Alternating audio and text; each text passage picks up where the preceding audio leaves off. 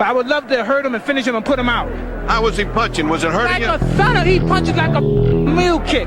Unbelievable. Excuse my French, please. Oh, my God. It's time! You're listening to the Cage Nation TV Prizefight Podcast. Coming to you from the Coastal Cameron Studios in Wilmington, North Carolina. Are you ready? Here's your host, the big fella, Albert Cameron. Let's get it on!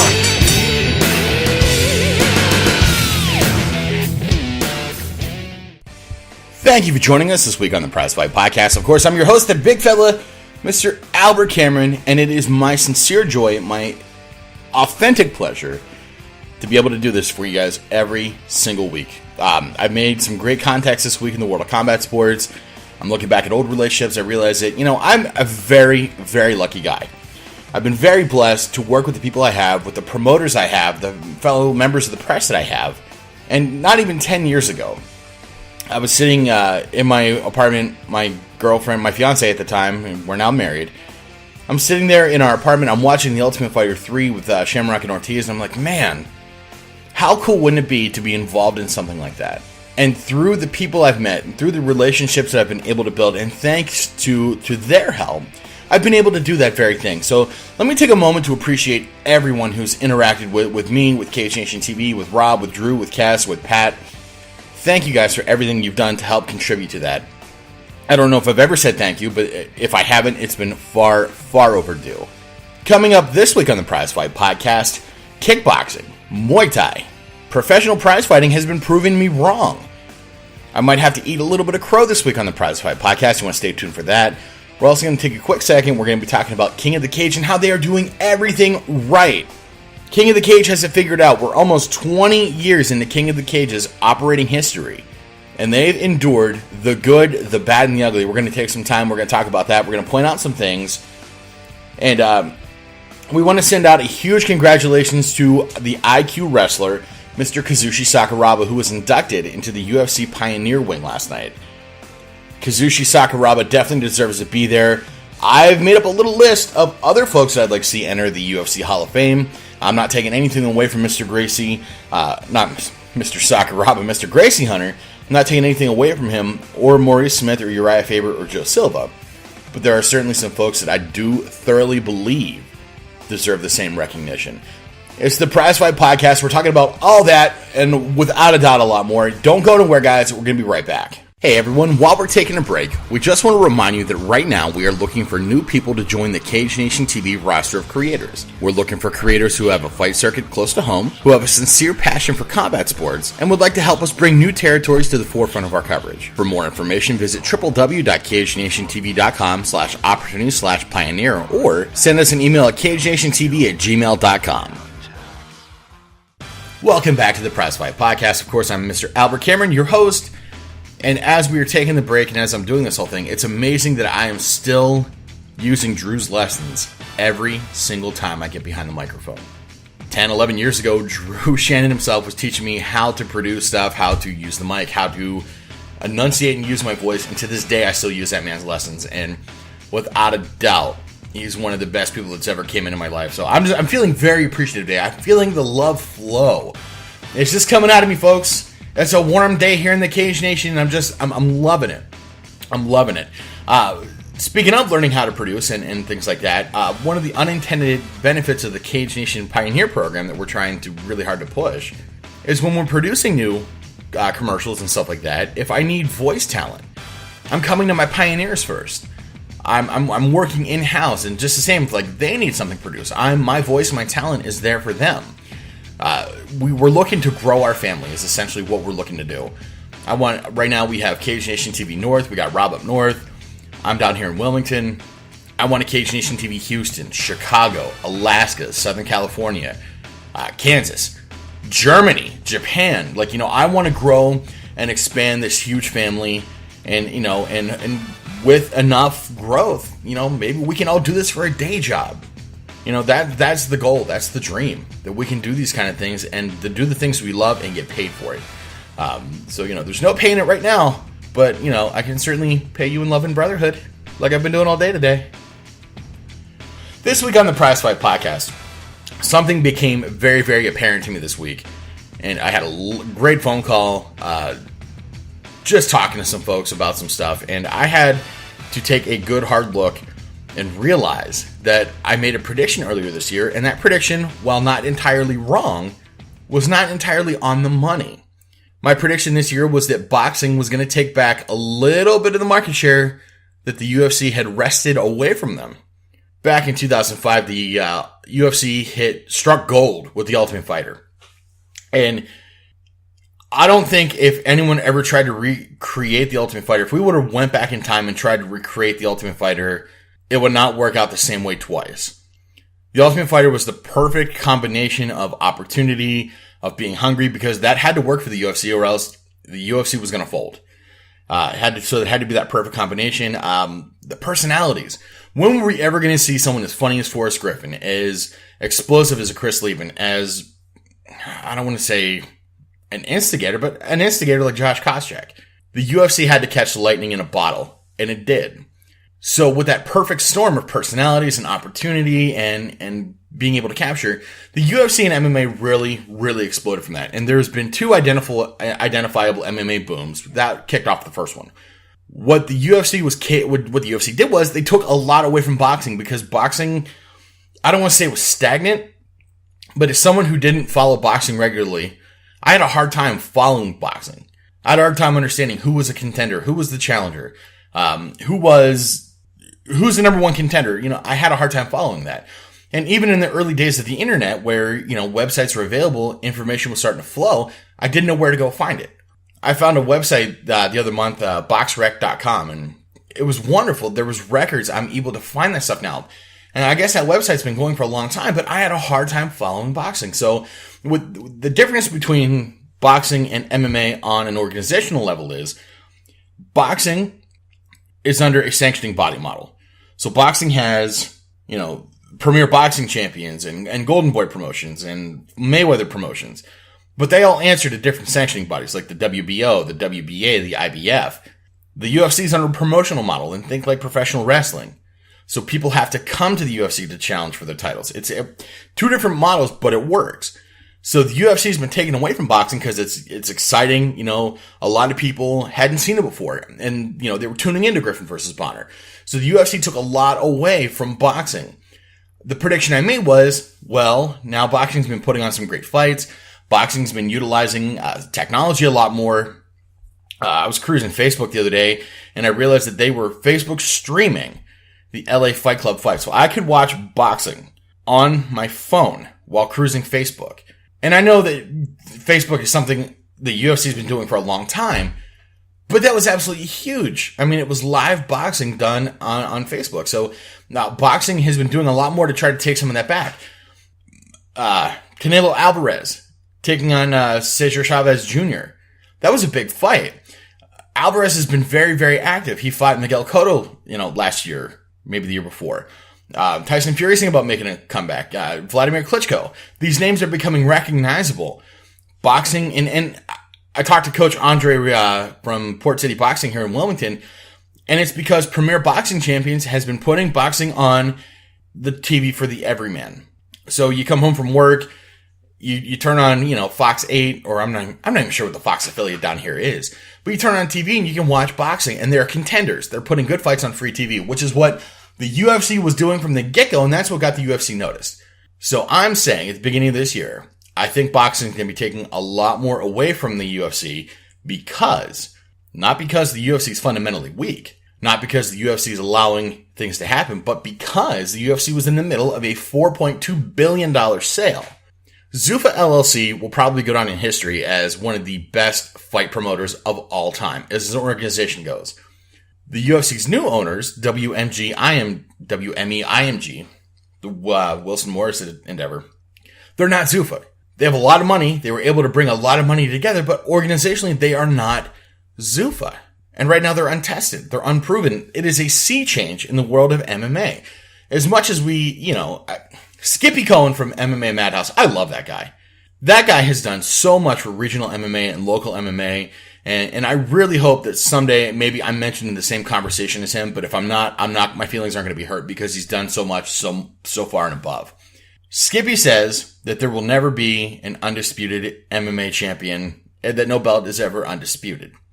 And I agree with that. The point of UFC and MMA is the UFC is drawing the top contender. So even though they're bringing the top guys because they have the money to pay for it, it's not undisputed. There could be a guy in Bellator at light heavyweight who's better than the UFC light heavyweight champion. And that's the point that Skippy's trying to make. So it's going through a sea change. Does WME IMG know how to promote fights as well as Zuffa does? We don't know. It's in this era of change, and that's a sea change. And if you've ever read The Art of War, you know that whenever you have an opportunity where the enemy is in a state of change, you attack. You keep coming hard. And that's what it seemed that boxing was doing. Well, as of last week, I've discovered that my prediction might have been a little off. And I'll tell you why. I really think kickboxing, professional kickboxing, is going to be making a mad grab for market share this year.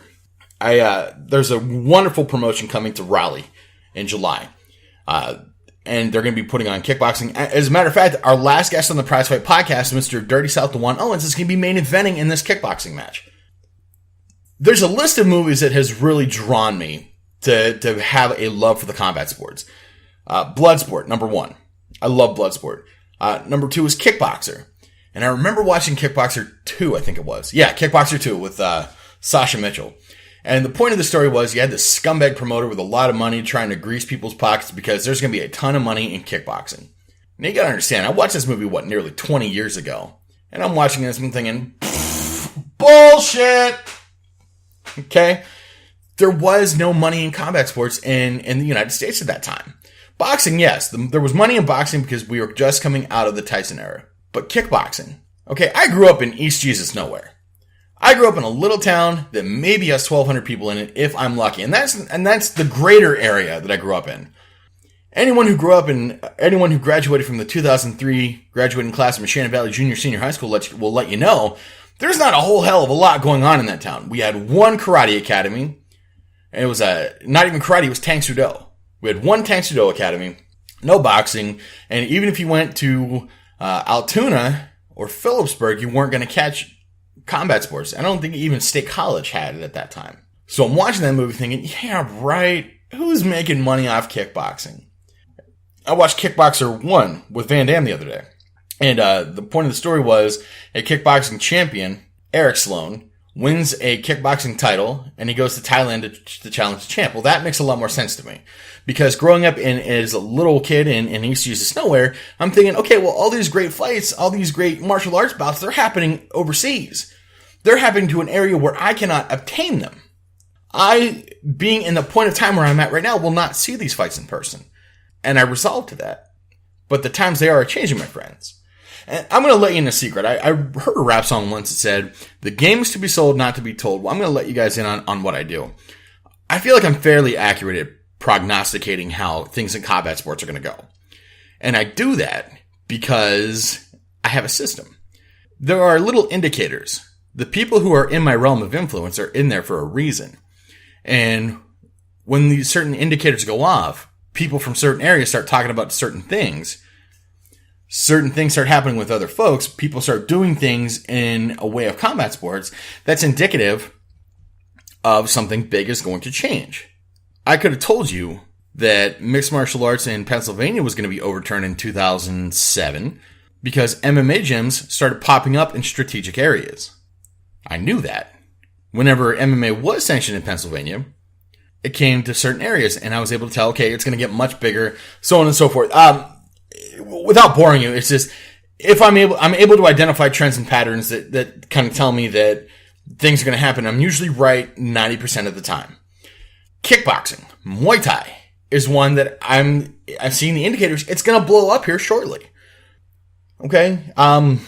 Local fighters who are very big in Muay Thai, who are finding these Muay Thai fights. And that's the number one indicator that's showing me that kickboxing is about to blow up. One of the best kickboxers I've seen locally was probably Dan Kakuta.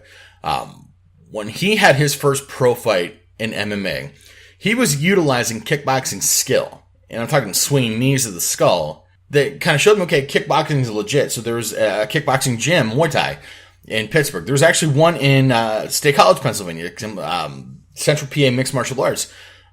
run and operated by Sifu Ryan Groom. And he coaches kickboxing, teaches it. And actually, that's one of his stronger disciplines that he teaches at CPA MMA is his kickboxing. Well, down here in the South, we're getting kickboxing fights actually coming to major metropolitan areas. And the way this works is, once it happens in a city, people get a taste of it, they like it, they start bringing it to smaller cities. And then it starts growing, and these guys are fighting on these smaller cards in smaller cities. They come to the bigger cities, and these bigger fights are growing. And then it comes down to the smaller cities again, and they start growing. Eventually, a kickboxing promotion in a singular city ends up having a 3-city territory. And then it grows to 5. And then other promotions are popping up near their borders to compete with. 20 years ago, I would have never told you that I think there's any money in promoting kickboxing. Right now, I think that we are on the difference of that. In July, in Raleigh, we're going to be talking about this in depth because I'm going to be going to that fight. There's a kickboxing fight with Dwan Owens on the card. And I think we're going to be getting our real taste of kickboxing taking and ramping up, taking what is theirs, my friend. You see Glory on Fight. I can go to UFC Fight Pass right now. UFC.tv, go to Fight Pass, and I can watch Glory kickboxing. Bellator has a Bellator kickboxing. There are fight promotions being started by local fighters right now in kickboxing. Okay? Kickboxing is where it's going to be here shortly, friends. I tell you guys to go to local fights because you're going to see fighters hit the main stage. I have not been wrong about that. I am preparing a Friday 5 of a list of fighters who have fought in Altoona, Pennsylvania that you can see on UFC Fight Pass right now.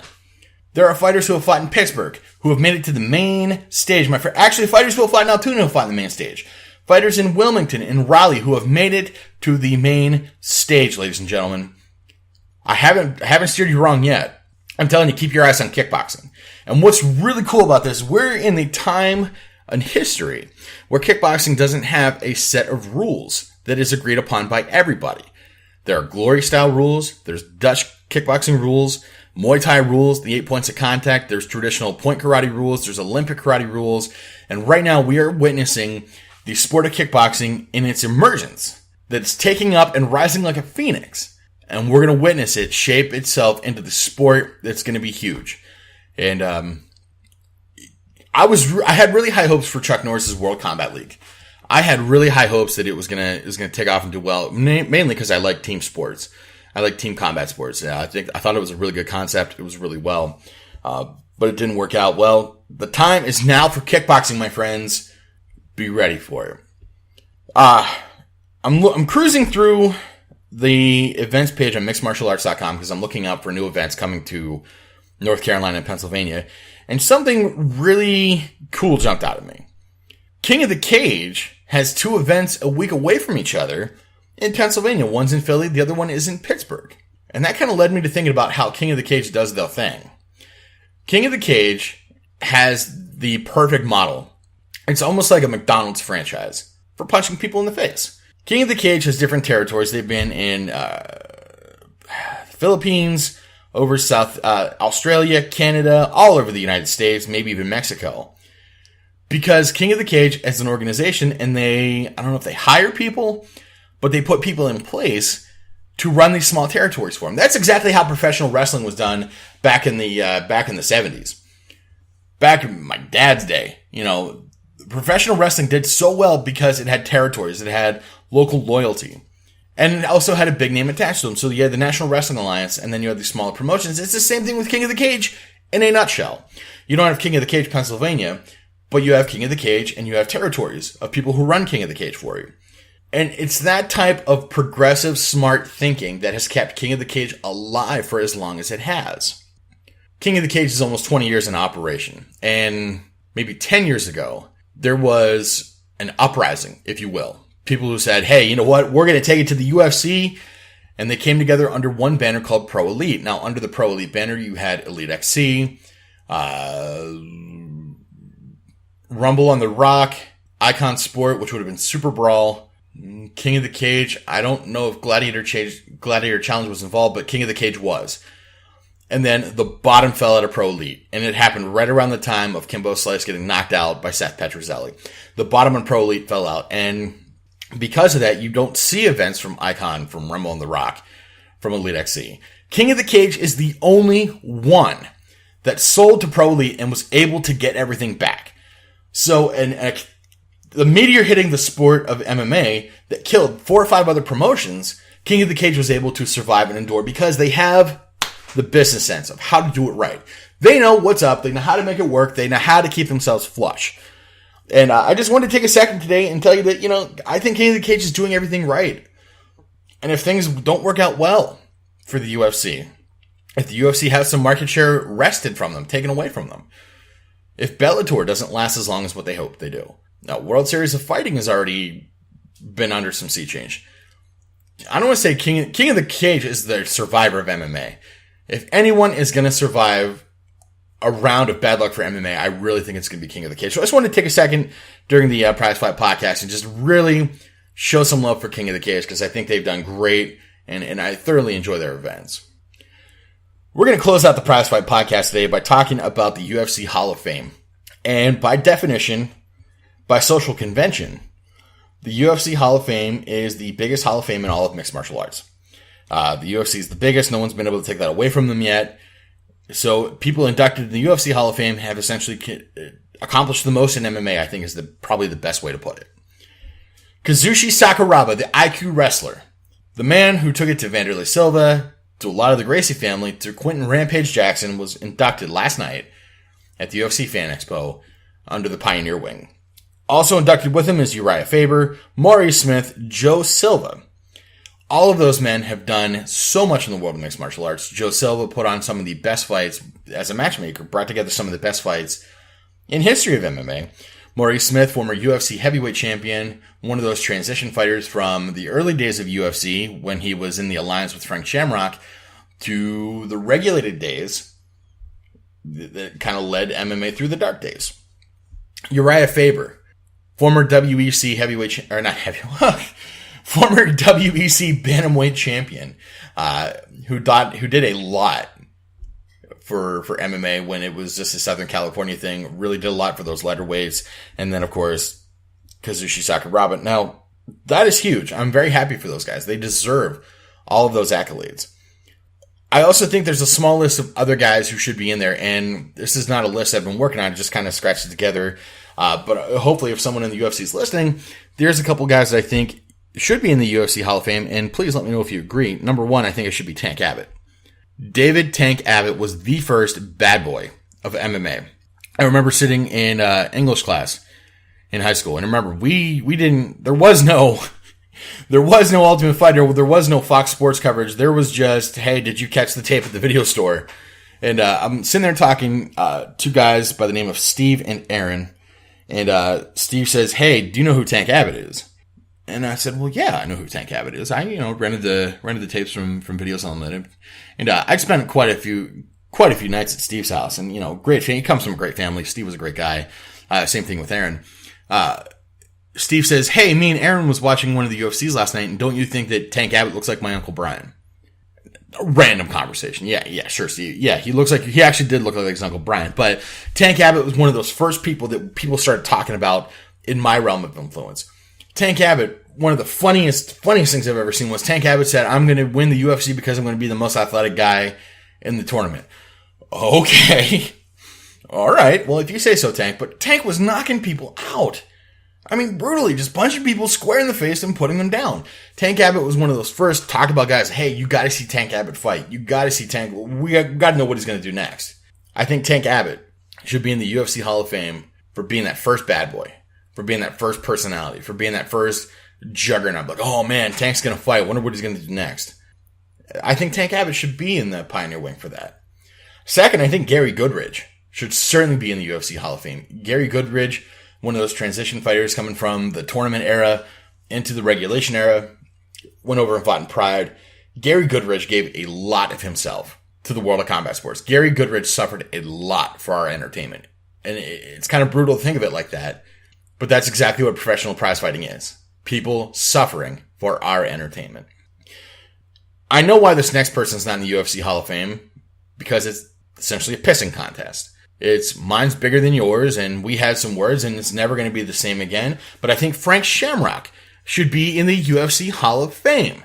This one just makes me kind of angry. Frank Shamrock won the UFC middleweight championship, the same middleweight championship that shares a lineage with the UFC light heavyweight championship. If we're going to talk about the best light heavyweights in all time, Frank Shamrock could be in that conversation. Frank Shamrock decimated United States Olympic wrestler Kevin Jackson. Decimated Igor Zinoviev. Picked the man up, slammed him down to the point where Igor Zinoviev has never competed after that. Frank Shamrock has done a lot. He completely was not overshadowed by Ken. Frank Shamrock was his own champion in his own realm. He fought for Elite XC. He fought for Strikeforce. Frank Shamrock has done so much for the sport, being identified as the first phenom. Fought for Pancrase. Frank Shamrock was a king of Pancrase. Everything that Ken has done, Ken, who is a UFC Hall of Famer right now, everything Ken has done, Frank has done too. But because there was a disagreement, a difference in opinion, a difference in words, Frank Shamrock has been kept out of the UFC Hall of Fame, and I think that's wrong. I think Frank Shamrock's accomplishments and his achievements should be recognized by now. Last but not least, ladies and gentlemen, there are two camps in the world: people who think is the greatest of all time, people who think Anderson Silva is the greatest of all time, and people who think that Fedor Emelianenko is the greatest of all time. I belong to the Fedor camp. So with that being said, Fedor Emelianenko, Pride champion who was never defeated for a title, I think should be in the UFC Hall of Fame. Fedor was an absolute monster. He was a mythical creature whenever he was in Pride competition. And for that reason, I think that Fedor belongs in the UFC Hall of Fame. And I don't know what we're holding out for, if it was contract negotiations, whatever the case may be, but I think we're at the stage now where we can let bygones be bygones, and we really bring together the Hall of Fame the way that it absolutely should be. That's my time, ladies and gentlemen. Thank you so much for joining me for the Prizefight podcast. I'm looking forward to talking to you guys next week, where we're going to talk about stuff. I don't know what it is, but it's going to be a good time no matter what. If you think of anything you need to talk to me about, shoot me an email at cagenationtv@gmail.com, on Twitter at cagenationtv, like us on Facebook, subscribe to us on YouTube. Thank you guys very much for your support and the love. You guys got anything going on, you need my support, you just let me know and you consider it done. Until next time, fights, Cameron, action. Thank you for tuning in to the Cage Nation Prize Fight Podcast. All rights reserved. 2016 to 2017 Planet Aries Sports. The Prize Fight Podcast is part of the Cage Nation Broadcast Network. For more information, visit www.cagenationtv.com.